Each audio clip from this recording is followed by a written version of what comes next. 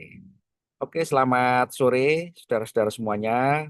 Salam sejahtera untuk kita semuanya ya. Salam, Om Swastiastu, Namo Buddhaya, salam kebajikan. Assalamualaikum warahmatullahi wabarakatuh. Nah, dalam pertemuan kita yang ketujuh ini secara Vikon, kita akan membahas kelanjutan di dalam materi metode penelitian ya. Jadi apa itu? Di dalam metode penelitian ini yang juga sangat, sangat signifikan, sangat penting sekali, yakni mengenai literasi ya. Kita dalam melakukan penelitian ini secara ilmiah memang harus diminta apa itu menambah literasi. Tidak ada itu penelitian ilmiah tanpa berbasis kepada penelusuran sumber-sumber bacaan yang terkait. Jadi literasi ini adalah kita itu melakukan cross reference study ya. Kita melakukan itu telaah studi secara cross reference ya, berbagai macam ilmu pendukung ya, dan ilmu yang terkait juga. Jadi ilmu terkait dan ilmu pendukung ini harus kita baca ya kan? Karena ilmu yang akan nanti kita itu di dalam melakukan penelitian tugasnya adalah menemukan suatu hal yang baru. Suatu hal yang baru itu bisa diartikan sebagai penemuan ya, finding, temuan, novelty, keterbaruan gitu kan, atau juga invensi ya. Itu semua adalah hal-hal yang akan kita cari secara presisi di dalam kegiatan penelitian. Nah, sayangnya untuk mencari ilmu itu kita juga harus berbekal ilmu ya. Jadi kalau kita mau mencari ilmu baru, tentu bekalnya juga ilmu, ilmu-ilmu yang ada ya. Tidak ada kita selama ini saudara-saudara menemukan ilmu tanpa bekal ilmu. Nah, itu mindset yang kurang ya, kurang tepat ya. Jadi karena kita itu lakukan penelitian ilmiah ya. Jadi kita itu melanjutkan penelitian orang lain, apa-apa yang telah dilakukan orang lain. Jadi penelitian itu sebetulnya adalah kegiatan secara massal ya, secara massal yang itu saling memberikan suatu kontribusi atau sumbangsih dalam berbagai aspek atau berbagai view. Nah, literatur view ya itu menjadi kewajiban bagi kita semuanya ya kan, supaya kita tahu eh, bagaimana penelitian-penelitian yang terjadi sebelumnya. Tentu ini terkait dengan topik yang sedang kita usung atau kita usulkan ya. Dan bagaimana apa itu perkembangan selanjutnya. Jadi penelitian itu memang dilakukan, itu mencari hal yang baru. Jadi kalau Anda pernah lihat ya kan temuan-temuan yang ada saat ini dari hasil penelitian, itu karena orang melakukan penelitian tidak mulai dari from the beginning, from the scratch ya, bahasa sekarang itu tidak mulai dari goresan awal ya, tapi dari yang sedang berkembang atau current current status. Nah, current status ini tentu kita harus melakukan tracking ya, sejauh mana topik penelitian yang ada saat ini itu masih dikembangkan dari berbagai arah ya, atau juga berbagai disiplin ilmu. Sehingga literatur review itu harus kita lakukan ya. Nah, ini seringkali di dalam apa itu tugas akhirnya anak-anak mahasiswa terutama di S1 kan. Nah, literatur pendukungnya kurang ya, kurang sekali. Literatur pendukung itu tidak boleh dijadikan sebagai formalitas, bukan ya. Literatur pendukung ini menjadi hal yang utama supaya apa? Supaya apa yang kita lakukan itu nyambung dengan penelitian yang dilakukan oleh orang lain, gitu ya. Jadi literatur itu kemarin saya berikan tugas kepada Anda ya, supaya apa? Supaya Anda itu memiliki suatu kekayaan literasi bacaan terkait dengan topik yang Anda usulkan, dan juga supaya merit system ya, supaya saling memberikan kontribusi satu sama lain ya, terhubung satu sama lain dari metode penelitiannya ya, berdasar kepada penelitian yang telah dilakukan orang lain, dari katakanlah pengambilan datanya, dari metode rancangannya, semuanya itu nyambung ya, nyambung satu sama lain. Dan Anda bertugas untuk memberikan nilai tambah, added value. Ya, bahasa sekarang itu nilai tambah atau added value gitu kan, yang Anda harus punya keyakinan bahwa ini bisa ditambah, ya, bisa dikurangi atau bisa ditambah, ya. Nah, bagaimana kita mengusulkan hal yang tambahan-tambahan tadi itu, saudara-saudara? Tentu kita punya dasar secara rasional, secara ilmiah dari sini, dari literatur review, ya. Jadi Anda nanti kalau melakukan tugas akhir, penelitian tugas akhir, itu modalnya gampang sekali, tidak terlalu sulit. Kenapa? Karena Anda ya tinggal mencari betul teori-teori pendukung dari buku boleh, dari jurnal boleh, dari katakanlah review paper boleh, ya dari telaah telaah yang sumbernya ilmiah boleh. Nah, itu ya. Jadi literatur review itu akan semakin memperkaya memperkaya apa yang kita lakukan, ya. Jadi spiritnya atau semangat yang dibangun dalam literatur review itu adalah Anda mengetahui bahwa ternyata ilmu yang Anda usulkan itu nyambung, ya. Sehingga apa? Sehingga di dalam laporan buku tugas akhir itu terjadi dialogis ilmiah secara tekstual, ya. Jadi Anda gitu kan mengusulkan suatu metode untuk menyelesaikan satu masalah itu ternyata banyak sekali teman-temannya Anda, ya teman-teman Anda itu banyak sekali dari komunitas-komunitas ilmiah yang selama ini juga merasakan hal atau masalah yang sama yang juga mengajukan metode yang berbeda-beda. Nah, di situ kan pasti menghasilkan hasil yang berbeda-beda, ya. Dan juga analisisnya juga berbeda-beda satu sama lain. Tapi nanti pada intinya apa yang Anda lakukan dan Anda hasilkan itu menggenapi, menggenapi atau melengkapi. Dan menggenapi atau melengkapi itulah kontribusi yang dilakukan oleh seorang peneliti di dalam topik yang diusulkan. Nah, gitu ya. Halo saudara, halo, halo. Nah, gitu ya. Jadi penelitian itu saudara-saudara ya kan sebetulnya mudah, ya, mudah dan tidak terlalu sulit ya. Yang sulit itu memang kita itu menumbuhkan karakter atau mental gitu kan untuk mendalami, ya, mendalami, mengkaji, ya, mentelaah, menganalisis gitu kan. Dan mostly semuanya itu adalah berbasis pada aktivitas ya reading and thinking, ya. Reading ya membaca itu kan kita harus mencari sumber-sumber dari pustaka yang bereputasi gitu ya. Kalau nggak ketemu kita juga harus sabar ya kan. Kadang juga itu kita melakukan itu pencarian ke perpustakaan yang lain yang lebih gede, lebih besar. Memang itu. Jadi kegiatan penelitian ini adalah merupakan exploratory knowledge, ya. Kita menggali ilmu pengetahuan, ya. Menggali seluas-luasnya, sedalam-dalamnya, ya, supaya apa yang Anda lakukan itu bisa dijelaskan secara ilmiah. Nah, gitu ya. Jadi betul Anda harus bisa membuat satu betul keyakinan bahwa penelitian yang Anda lakukan itu tidak sesuatu yang terlepas betul dari teori-teori yang selama ini ada, ya kan? Nggak akan mungkin gitu kan orang betul membuat satu teori baru saat ini gitu kan lepas dari teori-teori yang ada.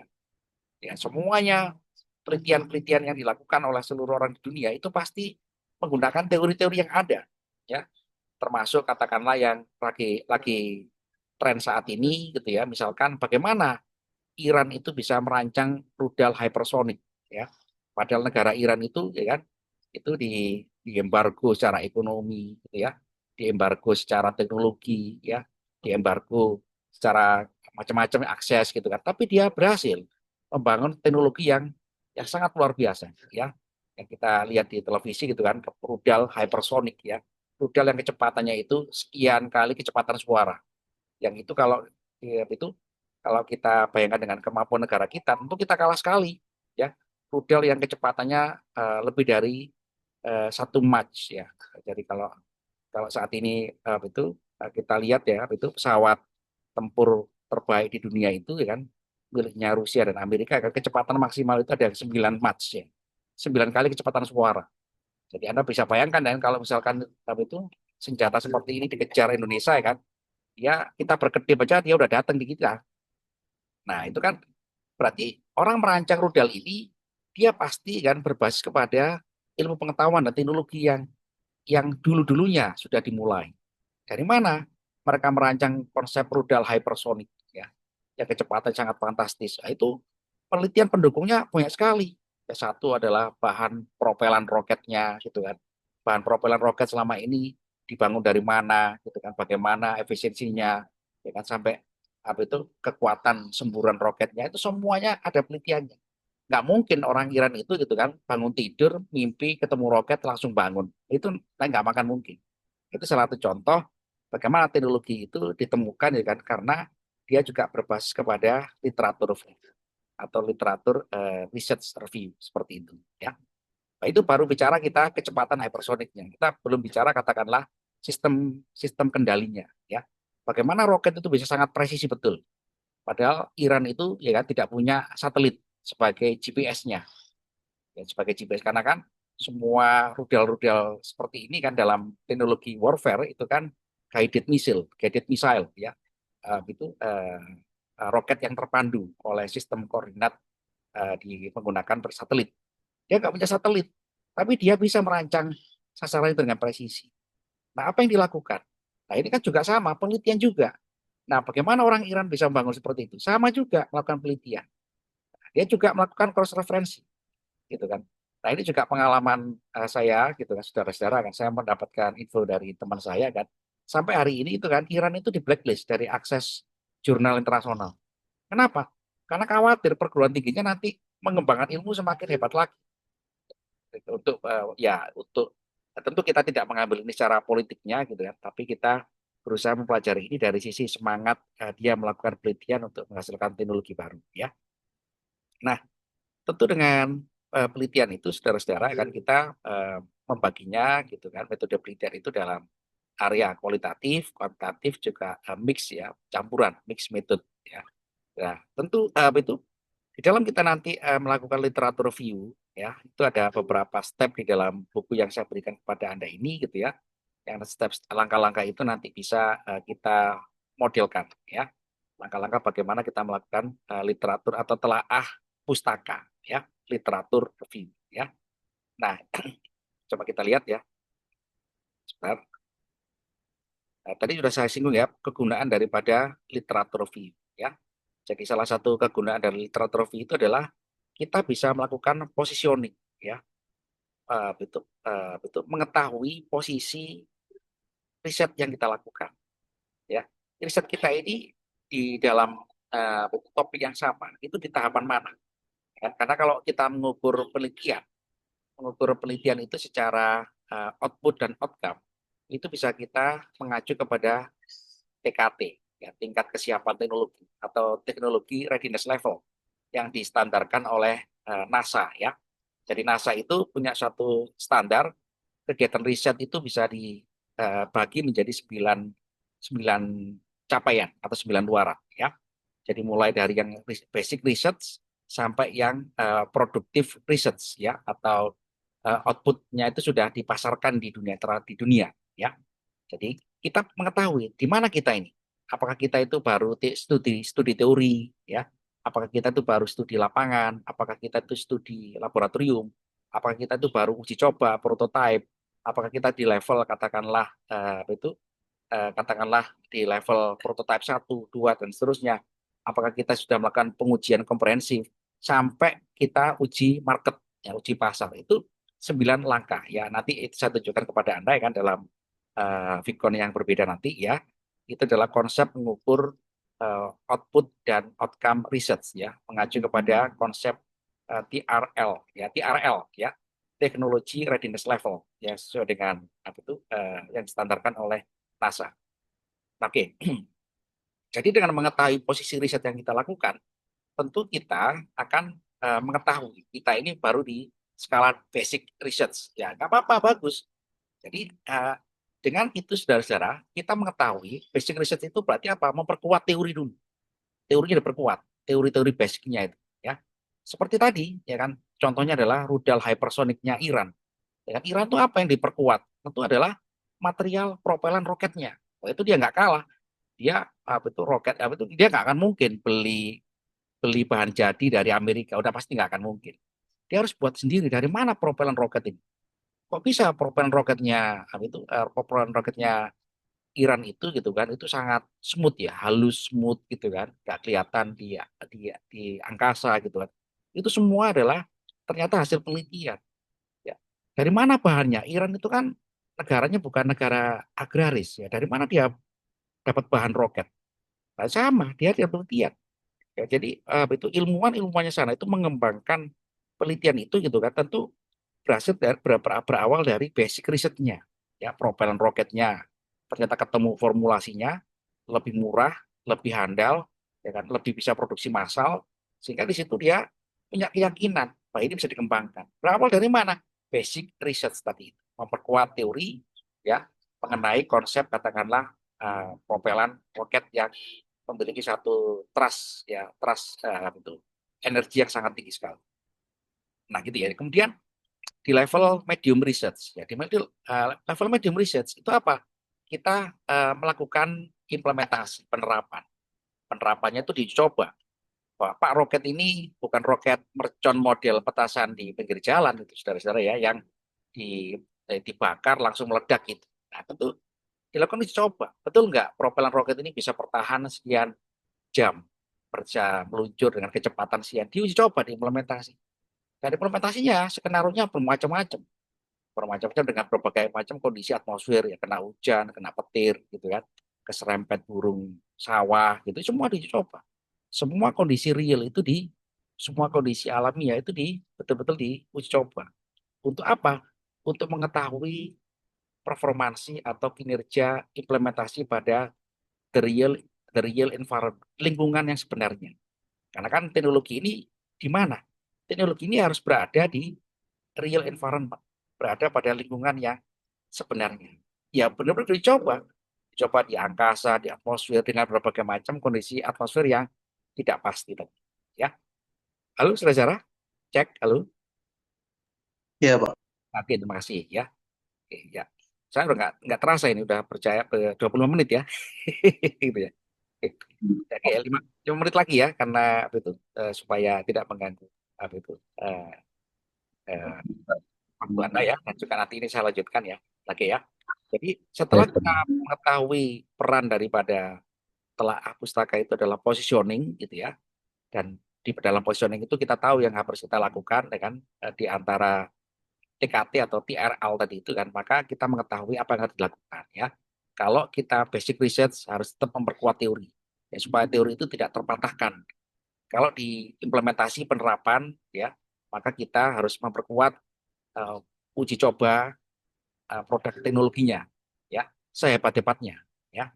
Kenapa? Karena teknologi itu nanti dipakai orang. Nggak akan mungkin teknologi itu, wah Pak baru dipakai udah patah. Wah itu wassalamualaikum ya. Dulu kan motor Cina itu kan diketahui banyak orang ya. Motor Cina itu masuk di Indonesia tahun 2000 berapa itu? 2000-an lah ya. Motor Cina itu murah gitu kan. Murah, bagus-bagus, dipakai 1 kilometer langsung langsung amblas ya kan. Nah, itu salah satu contoh daripada teknologi material yang mereka ternyata apa? Mereka copy paste dari Jepang gitu ya, dari Jepang semua di copy paste gitu kan. Tapi begitu di copy paste mereka nggak tahu bahwa di dalam formulasi teknologi yang dibuat itu banyak sekali yang tidak berbasis riset. Jadi mengcopy teknologi itu ternyata tidak mudah ya, mengcopy teknologi. Ya, kenapa? Karena di dalam teknologi dalam itu produk itu ternyata banyak sekali riset yang dilibatkan. Ya tidak bisa kita sekedar apa ya ATM ya, amati tiru modifikasi itu ternyata tidak mudah ya. Banyak sekali riset-riset pendukung yang dilakukan. Ya nggak jauh-jauh deh gitu kan.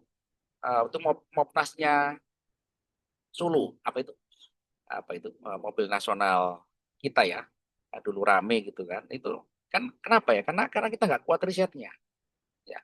Jadi kalau kita percaya diri mau membangun mobil nasional, tentu kita memang tidak mulai dari awal, tapi kita tetap harus punya satu skema riset yang kuat, ya. Begitu ditanya gitu kan, Pak, kenapa mobilnya nggak diluncur-luncurkan gitu kan? Wah, macam-macam alasannya, Pak.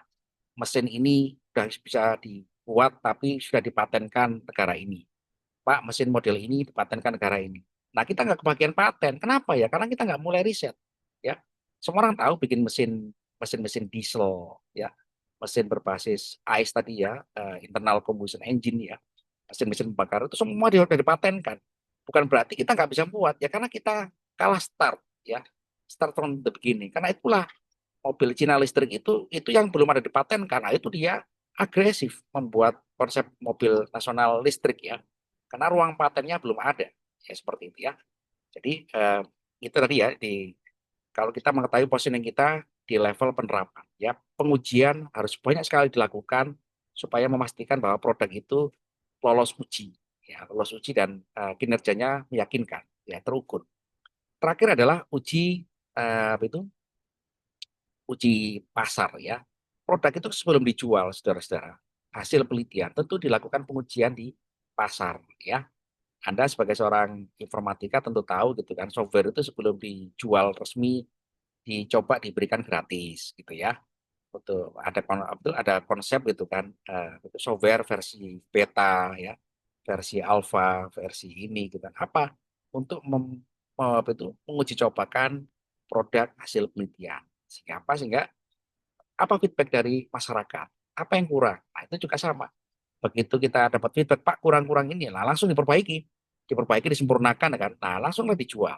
Nah, itu adalah salah satu contoh gitu kan, kegiatan penelitian yang berbasis pada 3 level utama ya, yang nanti bisa kita breakdown menjadi 9 level atau 9 tingkatan ya, mulai dari penelitian dasar, basic ya, implementasi level 2 ya, kemudian level 3 adalah level pemasaran atau level produksi di industri seperti itu ya.